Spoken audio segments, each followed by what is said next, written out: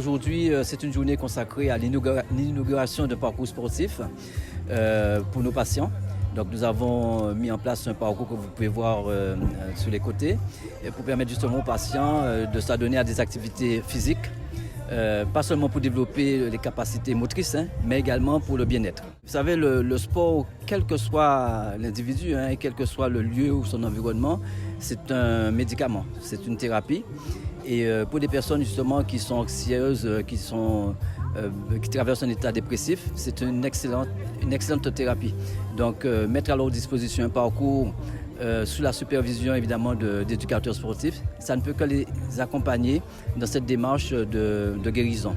Nous possédons déjà une salle de sport à l'hôpital, mais c'est une salle et c'est en service. Donc du coup, un patient qui est en service, il va se retrouver, sortir de son service pour aller dans la salle qui est dans un autre service.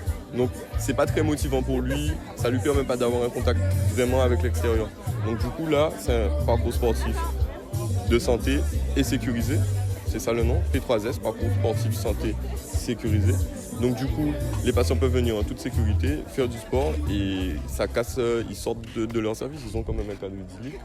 On est dans la nature, ils sont en contact de la nature, ils font du sport en même temps. Ce parcours sportif, il est important, je dirais même, il a une place absolument capitale et incontournable dans la prise en charge des patients souffrant de troubles psychiques.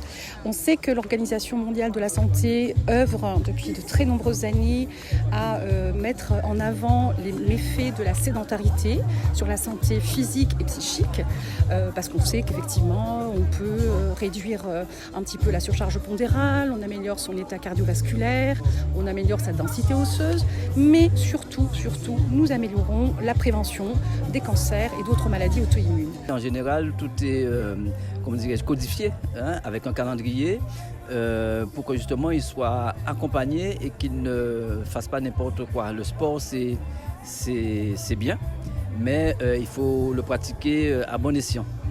Voilà, que ce soit pour le loisir, pour le plaisir ou même le haut niveau. Donc il y a toujours besoin effectivement d'un accompagnement de professionnels pour vous guider, pour vous conseiller. Durant mes interventions, je les prends en charge ici, ou à la salle, ou le complexe sportif que vous allez voir tout à l'heure qu'on va inaugurer. Alors en intra, j'interviens 3 fois par semaine.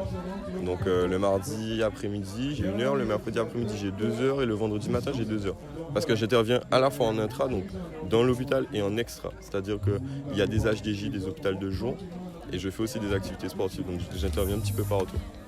Dans la prise en charge de pathologies mentales chroniques, de pathologies mentales lourdes au sein de cette EPSM, on a eu à cœur de développer ce projet-là sur la Guadeloupe, sachant que c'est le seul établissement de la Guadeloupe à prendre en charge ce type de patients et à présenter ce type de dispositif. Donc c'est pour nous une joie, c'est pour nous un bonheur que de présenter aux patients, dans un cadre aussi agréable et aussi magnifique que celui de ce parc, voilà, un parcours cross et un parcours sportif sécurisé.